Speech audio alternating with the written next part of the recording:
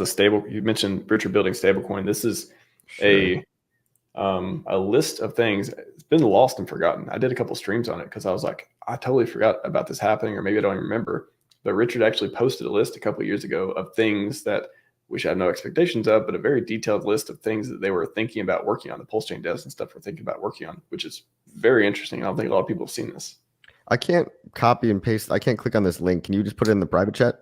Yes, absolutely. Oh, wait, you did already. I just did, but yeah. Oh, okay. All right. Yeah, this is pretty good. I suppose I'll pull it up. I suppose I will. It's very interesting. So yeah, on the screen right now, if you guys want some expectations, now this is, I remember we don't do those. We don't do expectations. We just look for insight about previous things that may have came up. And he literally says here, it says like, I remember the 75K a year, or sorry, 175K, right? Remember that? Yeah. I was like, oh my God, we're actually hiring devs. Nice. And then he just made a list here, like MVP. So, Coffee knows this, minimally viable product, like the minimum thing to get out the doors, you can launch the network. And then post MVP, trading, pancake swap fork. Wonder what that turned out to be. That was PulseX, right? Mm-hmm. A lot of interesting stuff on here. And he talks about stablecoin for the exchange he's building, is what it said on there. So yeah, just a flash down memory lane, if nothing else. It's pretty fun. Yeah, I remember this now. This was great to see. PulseChain mainnet MVP, testnet, go to hex.com working, bridges, Ethereum bridges, ETH 2.0 front end, block explorer. We've got all that right now. We've literally got all that. It's crazy to think how much progress we've made. And it's good to look back and say, wow, we've come a long way.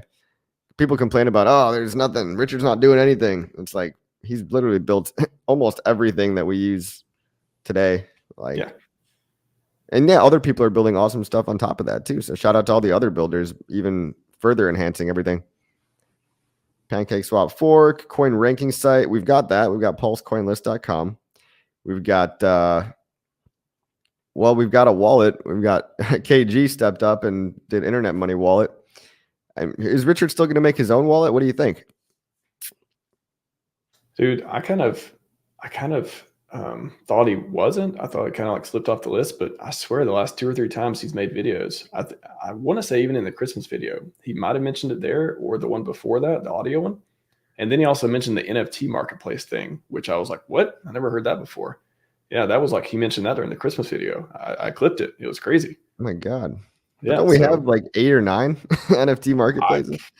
He literally, somebody fact check me. I'm pretty sure I clipped him saying that in the Christmas video. The NFT, that was new. And then the wallet, I swear I've heard him, he keeps mentioning it. So I'm like, you keep mentioning it and you're mentioning the recent videos. So like, I feels like that's still on the list, it still feels like he wants to do it. Wow. Yeah, I mean, NFT marketplace, I didn't see that one coming, but I did remember him mentioning his idea regarding an NFT. I was thinking maybe it would be tokenized shares of the Hex Space Diamond, perhaps. But I don't know. I'm just speculating there. ERC404 with the diamond.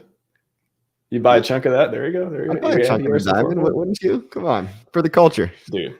Yeah, I mean, if RH makes it, I'm going to buy it, right? Yeah, everyone just becomes like NFT maxis. Like, hey, Richard said NFT is the future. All in, baby, all in. Monkey JPEGs. Now, there are some, I mean, honestly, like ERC404, people, controversial, hey, audit doesn't work for all this stuff. Regardless of that, the tech side of it, of being able to fractionalize all these things, NFTs or anything else. I think that's super interesting, and a narrative that like could be useful. Like I think there is value there, whether we have it now or have it later. Like to me, it's much more interesting than just pictures and stuff like that. So I think it's in the future, it'd be cool, if not now. Well, I agree. And I'm also just reading this list some more. Guys, it gets pretty exciting. I forgot about this. Stablecoin from my exchange I'm making. What do you think that means?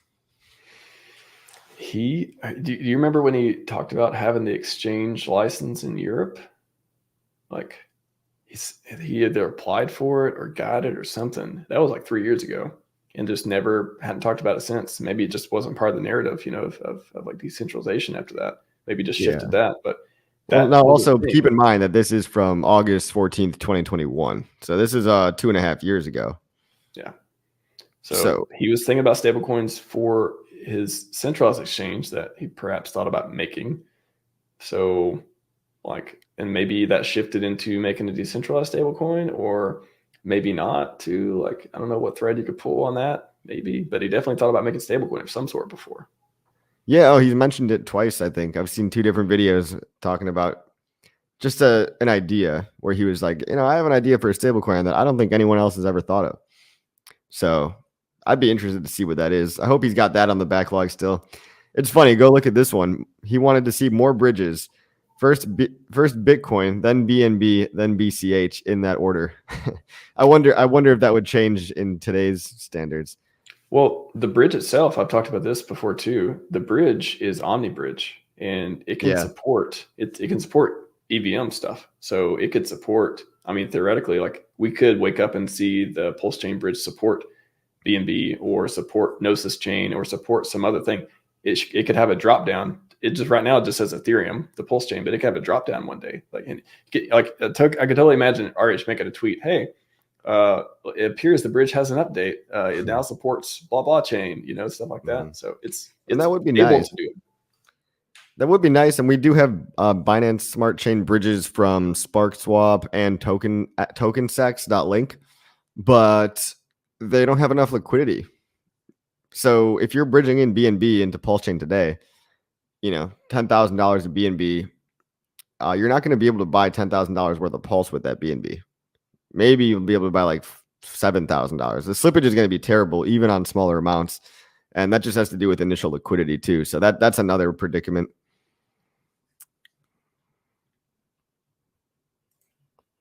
Let's see. Oh, you're on mute, but aggregator.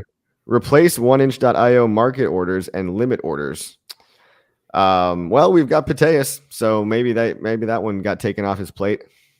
Margin trading, we've got it. I was going to say on the Uniswap 3.3 front end, that's kind of an interesting speculation too. We have PulseChain for V2, and for reasons that there's a lot of pros for having that, but I can't help but think there'll be some V3 pulls, buy an RH product one day, if not integrated in PulseX or in a different way or a different product. It just seems like they have a place like that. Maybe it's advantageous for PulseX to be the way it is now, but it seems like V3, it's got to be RH product at some point. I wouldn't be surprised, at least. Yeah. Look, you've got 9mm though, but I guess maybe there's an advantage to doing. I believe he wants symmetric liquidity from V2 in order for the price to pump more. His previous tweet was basically telegraphing look, you can take out and remove liquidity if you want to prime the pump for some kind of injection. V2 pumps harder. Yeah. V2 pumps harder. Yeah. Because you can't just put up a sell wall.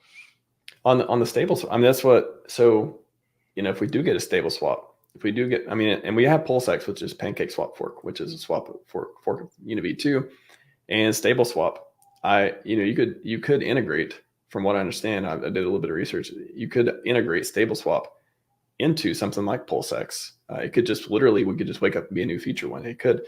So do you think, seeing this list and seeing the stuff that's happening on chain with the deployer and all that, do you think that RH is going to be adding new features and stuff that'll be competing with stuff we already have in the community? He probably needs to wait to see how that all plays out. He's already kind of given internet money his blessing. He's like, hey, this wallet's been out for a year. Doesn't seem to have hacked anybody or scammed anybody. And now we have the Pulse wallet. So forget my previous tweet. wait, that would be crazy. That would be crazy. Hopefully it's not in that way. But I would say overall, the RH products they're going to get the most people trusting to use them, all the stuff like that. Even if the community products are doing weight, and I hope Internet Money, and I hope all the other community wallets and PHUX, right? That's the stable swap, the balancer fork, PHUX.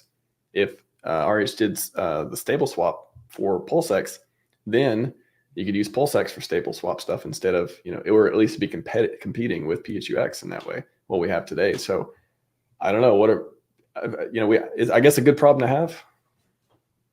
Yeah, absolutely. The stable swap. I mean, you're talking about the stable swap feature?